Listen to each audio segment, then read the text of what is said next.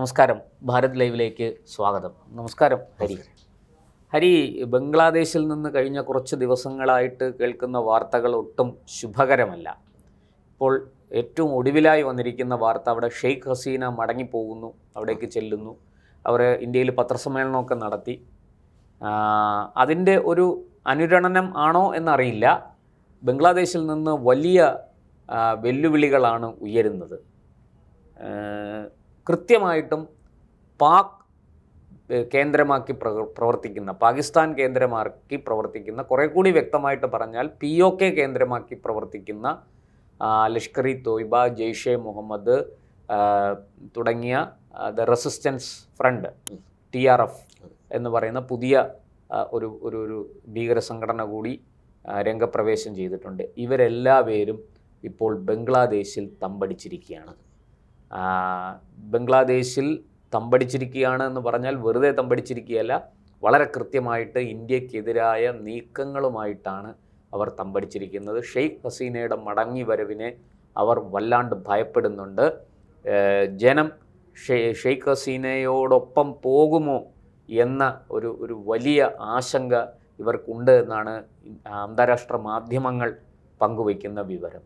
എന്താണ് ബംഗ്ലാദേശിൽ നിന്നുള്ള ഏറ്റവും പുതിയ സൂചനകൾ? തീർച്ചയായും ബംഗ്ലാദേശിൽ ഞാൻ ഒന്നും കൂടെ ചേർത്ത് ആഡ് ചെയ്യാണ്. ബംഗ്ലാദേശ് ജനം മാത്രമല്ല, താരിഖ് റഹ്മാനും ഷെയ്ഖ് ഹസീനയുടെ ഒപ്പം നീങ്ങുന്നു എന്നതാണ് നമുക്കിപ്പോൾ ഇപ്പോഴത്തെ ഭരണാധികാരി. കാരണം ഭരണാധികാരിയുടെ അദ്ദേഹത്തിൻ്റെ കയ്യിൽ ഈ വിഷയം നിൽക്കുന്നില്ല എന്നുള്ളതാണ്. അടുത്ത സമയത്ത് തന്നെ ഷെയ്ഖ് ഹസീന ജയിലിലാക്കിയ ഈ ഹിസ്ബുത്ത് താഹിർ എന്ന് പറയുന്ന അവിടുത്തെ ഭീകരവാദ സംഘടന UK ഒക്കെ കേന്ദ്രീകരിച്ച് അവർ പ്രവർത്തിക്കുന്നുണ്ട്. ഈ ഭീകരവാദ സംഘടനയുടെ 100-ലധികം എക്സ്ട്രീമിസ്റ്റ് ഗ്യാങ്ങുകളാണ് അവർ പുറത്തിറക്കേണ്ടി വന്നത്. അത് വളരെ ശക്തമായി ജമാഅത്തെ ഇസ്ലാമിയുടെ ഒക്കെ വലിയ ശക്തമായ ഫോഴ്സിൻ്റെ ഒക്കെ പുറത്താണ്, സമ്മർദ്ദത്തിൻ്റെ പുറത്താണ് സംഭവിച്ചിട്ടുണ്ടായിരുന്നത്. ഇപ്പോൾ ഗാൽവാൻ ഇൻസിഡൻറ്റ് പോലും ഇതിന് മുന്നേ നടന്നതാണെങ്കിൽ പോലും അത് ഈ ബംഗ്ലാദേശിനകത്തുള്ള ഈ ജമാഅത്തെ ഇസ്ലാമിയുടെ ഒക്കെ ഒരു ഇന്നർ റോൾ ഇതിനകത്തേക്ക് ചൈന ആ ഗാൽവാൻ ഇൻസിഡൻറ്റിലേക്ക് കയറി വരുന്നതുമായിട്ട് ബന്ധപ്പെട്ടുണ്ടായിരുന്നു. കുറേ അധികം കാലങ്ങളായിട്ട് ഈ ജെയ്ഷെ മുഹമ്മദ്, അതേപോലെ തന്നെ ലഷ്കർ ഇ തോയ്ബയുടെ ഭീകരവാദ സംഘടനയുടെ ചില സ്ട്രിപ്പുകൾ ഉൾഫ കേന്ദ്രീകരിച്ച്, അതായത് നമ്മുടെ സിലിഗുരി കോറിഡോറിനെ കേന്ദ്രീകരിച്ചുകൊണ്ട് അവർ പ്രവർത്തിക്കുന്നുണ്ടായിരുന്നു, ട്രെയിനിങ് എടുക്കുന്നുണ്ടായിരുന്നു. വളരെ അത്യാധുനിക. ഇപ്പോഴും അതിൽ ഈ അടുത്ത സമയത്താണ് അവർ പിടിക്കപ്പെട്ടത്. 4-3 ഓർഗനൈസേഷൻ. അവരുടെ ലക്ഷ്യം ഒരു അവസരം കിട്ടിയാൽ, അതായത് സാഹചര്യങ്ങൾ ഒത്തുവന്നാൽ സിലിഗുരി ആക്രമിക്കുക എന്നുള്ളത് തന്നെയാണ് അവരുടെ ലക്ഷ്യം. ഒരു സംശയമാണ്. ഇതിന് ഫണ്ട് ചെയ്യുന്ന രാജ്യങ്ങൾ പ്രധാനമായും ഖത്തറാണ്. ഖത്തർ ഫണ്ട് ചെയ്യുന്നുണ്ട്, ചൈന, തുർക്കി, ഇവരാണ് ഇത് ഫണ്ട് ചെയ്യുന്നത്. തുർക്കിയുടെ ഡ്രോണുകളെല്ലാം തന്നെ വളരെ പണ്ട് തൊട്ടേ നമ്മളെ പരമാവധി ഇങ്ങനെ ചൊറിഞ്ഞുകൊണ്ടിരിക്കുകയാണ്. അതെ. ഇപ്പോഴതുകൊണ്ടാണ് നമ്മൾ പണി കൊടുത്തത്. സൈപ്രസിനും അർമേനിയയ്ക്ക് നമ്മൾ ആയുധം കൊടുക്കുന്നു, ഗ്രീസിന് ആയുധം കൊടുക്കുന്നു. തുർക്കി ആകെ വെട്ടിലായിപ്പോയി. തുർക്കി ഇത്രയും പ്രതീക്ഷയുടെ പിന്നെ കൈയാണ് ഈ അസർബൈജാൻ. അസർബൈജാന് ശ്വാസം മുട്ടുന്ന അവസ്ഥയാക്കി. അതെ. ആ രീതിയിൽ നമ്മൾ തിരിച്ച് പ്ലാൻ ചെയ്ത് കൊടുക്കുന്നുണ്ടായിരുന്നു. പക്ഷേ ഈ തുർക്കിയും ഖത്തറും ഒക്കെ ഈ ബംഗ്ലാദേശിൽ അവർ പാകിസ്ഥാനിൽ തമ്പടിക്കുന്നതിന് പകരം ബംഗ്ലാദേശിലേക്ക് തമ്പടിച്ചിരിക്കും. അല്ല, ഇത് പാകിസ്ഥാനെ ഒരു ടെററിസ്റ്റ് നാഷനാക്കി ഇത് മുദ്ര കുത്തി കഴിഞ്ഞു. പാകിസ്ഥാൻ ഒരു നെക്സസ് വേണം. ആ നെക്സസ് ബംഗ്ലാദേശിനെയാണ് അവർ ആഗ്രഹിക്കുന്നത്. അതുകൊണ്ടാണ് ISIയുടെ ഒക്കെ പല ഉദ്യോഗസ്ഥരും ഇപ്പോൾ ബംഗ്ലാദേശ് കേന്ദ്രീകരിച്ചുകൊണ്ട് പ്രവർത്തിക്കുന്നതും ബംഗ്ലാദേശിൽ തന്നെയാണ്. ഇപ്പോൾ മാത്രമല്ല CIA പോലും എല്ലാവരും ബംഗ്ലാദേശ് കേന്ദ്രീകരിച്ചുകൊണ്ട് പ്രവർത്തിക്കുന്നുണ്ട്. ഉൾഫയുടെ ഇവിടുന്ന് അടിച്ചു പുറത്താക്കിയ ആൾക്കാർ ഇപ്പോൾ ബംഗ്ലാദേശ് കേന്ദ്രീകരിച്ചുകൊണ്ട് വർക്ക് ചെയ്യുന്നു. അതായത് കയ്യിൽ നിൽക്കുന്നില്ല താരിഖ് റഹ്മാൻ്റെ. ആ രീതിയിൽ ഈ ഭീകരവാദം അവിടെ വളർന്നുകൊണ്ടിരിക്കുകയാണ്. പണ്ടെങ്ങും ഇല്ലാത്ത രീതിയിൽ. അതായത് 1971 ശേഷം ആദ്യമായിട്ടാണ് പാകിസ്ഥാൻ്റെ ഒരു ഫോറിൻ മിനിസ്റ്റർ ബംഗ്ലാദേശിലേക്ക് വരുന്നത്. പാകിസ്ഥാൻ വിസ പ്രോസസ് ഈസി ചെയ്തിട്ടുണ്ട്. പാകിസ്ഥാനുമായിട്ടുള്ള ട്രേഡ് വല്ലാതെ പുനരാരംഭിച്ചിട്ടുണ്ട്. ചൈനയും വളരെ നേരിട്ട് തന്നെ ഈ കാര്യങ്ങളൊക്കെ കൺട്രോൾ ചെയ്യുന്നുണ്ട്. പാകിസ്ഥാന് കൊടുക്കുന്ന ആയുധങ്ങൾ, അപ്പം സ്റ്റെൽത്ത് ആയാലും അത് ജെറ്റ്സ് ആയാലും ഒക്കെ ഈ ബംഗ്ലാദേശിലേക്ക് കൊടുക്കുന്നുണ്ട്. ബംഗ്ലാദേശിലേക്ക് കൂടെ പാകിസ്ഥാൻ വഴി സപ്ലൈ നടക്കുന്നുണ്ട്. അപ്പോൾ ഈ രീതിയിൽ ബംഗ്ലാദേശിനെ ഒരു ഹബ്ബാക്കി മാറ്റിയെടുക്കുക. ബംഗ്ലാദേശിൻ്റെ ഇപ്പോഴുള്ള ഫേസിൽ നിന്ന് അത് ബംഗ്ലാദേശ് ശ്രദ്ധിച്ചില്ല എങ്കിൽ, അത് താരിഖ് റഹ്മാൻ മനസ്സിലായി, ബംഗ്ലാദേശിന് വളരെ ശക്തമായ മുന്നറിയിപ്പ് കിട്ടുന്നുണ്ട്. നിങ്ങൾ ശ്രദ്ധിച്ചിട്ടില്ല എങ്കിൽ പാകിസ്ഥാനെ എങ്ങനെയാണോ ഒരു ഭീകരവാദ രാജ്യമായിട്ട് മുദ്ര കുത്തിയിട്ടുള്ളത്, അതുപോലെ ബംഗ്ലാദേശ് നാളെ മുദ്ര കുത്തപ്പെടും എന്നത് അത് ഒരു വല്ലാത്ത. അതായത് ബംഗ്ലാദേശിൽ ജനാധിപത്യം മാറ്റിയിട്ട് അവിടെ മത നിയമങ്ങൾ, ശരീഅത്ത് പോലെയുള്ള നിയമങ്ങൾ അവിടെ അടിച്ചേൽപ്പിക്കാനുള്ള ഒരു പരിശ്രമം ജമാഅത്ത് ഇസ്ലാമിയുടെ നേതൃത്വത്തിൽ വളരെ കാലങ്ങളായിട്ട് നടന്നു വരുന്നുണ്ട്. അതിന് ഷെയ്ഖ് ഹസീന എതിർത്തതാണ് ഇവരുടെ കണ്ണിലെ കരടാകാനുള്ള പ്രധാന കാരണം. അതെ. അതുകൊണ്ടാണ് ഇവര്, അതല്ലാതെ അവിടെ ജനകീയ പ്രക്ഷോഭമോ അല്ലെങ്കിൽ അവരുടെ സംവരണ പ്രക്ഷോഭമോ ഒന്നുമല്ല. ഇവര് കഴിഞ്ഞ ദിവസം പത്രസമ്മേളനത്തിൽ പറയുകയും അതെ അത് വളരെ കൃത്യമായി ഇവരെ അവിടെ നിന്ന് അടിച്ച് പുറത്താക്കിയാൽ മാത്രമേ അവിടെ എക്സ്ട്രീമിസം തിരിച്ചു. കാരണം ഷെയ്ഖ് ഹസീനയെ സംബന്ധിച്ച് ആഴത്തിലുള്ള നെറ്റ്വർക്ക് ഉണ്ട് ബംഗ്ലാദേശിലേക്ക്. അവരുടെ പാർട്ടി വളരെ ശക്തമാണ്. അവാമി ലീഗ് വളരെയധികം ശക്തമാണ്. ഷെയ്ഖ് ഹസീനയ്ക്ക് ബംഗ്ലാദേശിലെ നൂക്ക് ആൻഡ് കോർണർ അറിയാം എങ്ങനെ പ്രവർത്തിക്കുന്നു. അതുകൊണ്ട് അവര് ഇരിക്കുന്ന സമയത്ത് ബംഗ്ലാദേശിന്റെ പൊളിറ്റിക്സിനോട് വളരെ ചേർന്ന് നിൽക്കുന്ന ദീർഘനാൾ അവിടെ ഭരണം നടത്തി. ബംഗ്ലാദേശിനെ കുറിച്ച്, കൾച്ചറിനെ കുറിച്ച് അവർ വളരെ ആഴത്തിൽ പഠിച്ചു. അപ്പം വളരെ താരതമ്യേന പുതിയൊരാളായ താരിഖ് റഹ്മാന് അല്ലെങ്കിൽ ബീഗം കാലിദാസി ആണെങ്കിൽ നമുക്ക് പിന്നീടും നമുക്ക് വിശ്വസിക്കാമായിരുന്നു. പക്ഷെ നമുക്ക് അൺഫോർച്ചുനേറ്റ്ലി മരിച്ചുപോയി. അതാണ് അവരില്ലാത്തത് കൊണ്ട് തന്നെ താരിഖ് റഹ്മാനാണ് ഇപ്പം അവർക്ക് ആൾട്ടർനേറ്റീവ് ചോയ്സ് ആയിട്ട് അവർക്ക് ലഭിച്ചത്.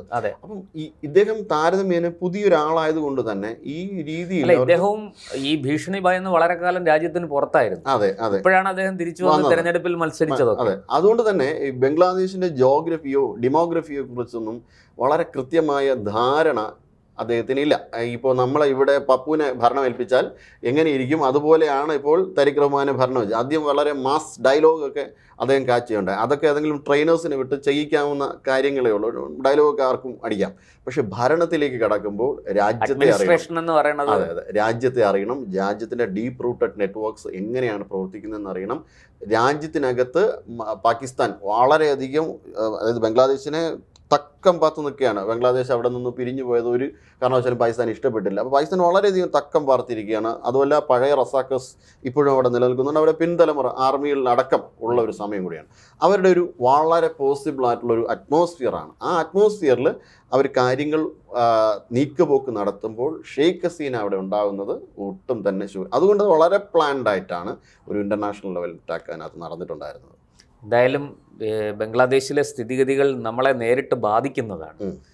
ഇന്ത്യ വളരെ ശക്തമായ നിലപാടുകൾ ഇക്കാര്യത്തിൽ സ്വീകരിക്കേണ്ടതാണ്. അത് സ്വീകരിക്കുമെന്ന് നമുക്ക് പ്രതീക്ഷിക്കാം. സ്വീകരിച്ചതുകൊണ്ടാണ് ഈ രോഹിംഗ്യൻ അഭയാർത്ഥികളുടെ ഓരോ വർഷം 300 കോടി രൂപയുടെ മയക്കുമരുന്ന് വിപണനമാണ് ഓരോ വർഷവും അവർ നടത്തുന്നത്. 300 കോടി രൂപ.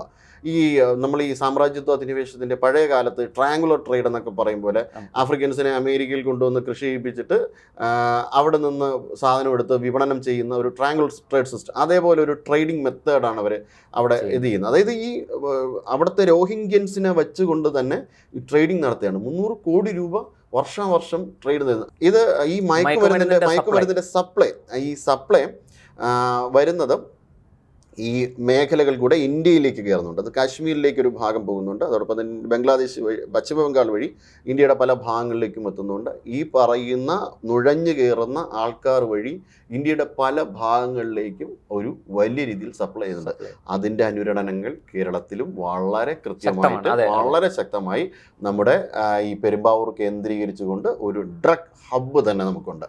ആ ഡ്രഗ് ഹബ്ബ് നേരെ അതിൻ്റെ നെറ്റ്വർക്ക് നേരെ വരുന്നത് ബംഗ്ലാദേശിലേക്ക്. എന്തായാലും നമ്മുടെ സുരക്ഷാ ഏജൻസികൾ അതിശക്തമായ നടപടികൾ ഇക്കാര്യത്തിൽ സ്വീകരിക്കും. ഒപ്പം തന്നെ ബംഗ്ലാദേശിൽ ഉണ്ടായിക്കൊണ്ടിരിക്കുന്ന രാഷ്ട്രീയ മാറ്റങ്ങൾ, അവിടുത്തെ ഈ തീവ്രവാദ പ്രവർത്തനങ്ങൾ, ഇതിനെയൊക്കെ സസൂക്ഷ്മം നിരീക്ഷിച്ചുകൊണ്ടിരിക്കുകയാണ്. ജാഗ്രതയോടെയാണ് നോക്കിക്കാണുന്നത്. എനിക്ക് തോന്നുന്നു ഫെൻസിങ് കൃത്യമായിട്ട് പൂർത്തിയായി കഴിഞ്ഞാൽ ഏതാണ്ട് ഒരു 80-90% പൂർത്തിയായി കഴിഞ്ഞു. അത് പൂർത്തിയായി കഴിഞ്ഞാൽ ഈ നുഴഞ്ഞുകയറ്റം നമുക്ക് പൂർണ്ണമായിട്ടും നിരോധിക്കാൻ കഴിയും, അത് അവസാനിപ്പിക്കാൻ കഴിയും. പിന്നെ മറ്റൊന്ന്, ആ രാജ്യത്തിനുള്ളിൽ നടക്കുന്ന അതിൻ്റെ ആഭ്യന്തര പ്രശ്നങ്ങളാണ്. ആ ആഭ്യന്തര പ്രശ്നങ്ങളിൽ എങ്ങനെ നയതന്ത്രപരമായി അല്ലാതെയും രാഷ്ട്രീയപരമായിട്ടും ഒക്കെ അതെങ്ങനെ കൈകാര്യം ചെയ്യണമെന്നുള്ളത് ഇന്ത്യ ഗവൺമെൻറ്റിൻ്റെ ഇച്ഛാശക്തി പോലെ ഇരിക്കും. അക്കാര്യത്തിൽ നമുക്ക് അപകടമുണ്ടാകാത്ത വണ്ണം ഈ വിഷയത്തെ ഗവൺമെൻറ് കൈകാര്യം ചെയ്യും എന്നാണ് ഞാൻ കരുതുന്നത്, ഞാൻ പ്രതീക്ഷിക്കുന്നത്. നമുക്ക് മറ്റ് കൂടുതൽ വിശദാംശങ്ങൾക്കായിട്ട് കാത്തിരിക്കാം. നന്ദി.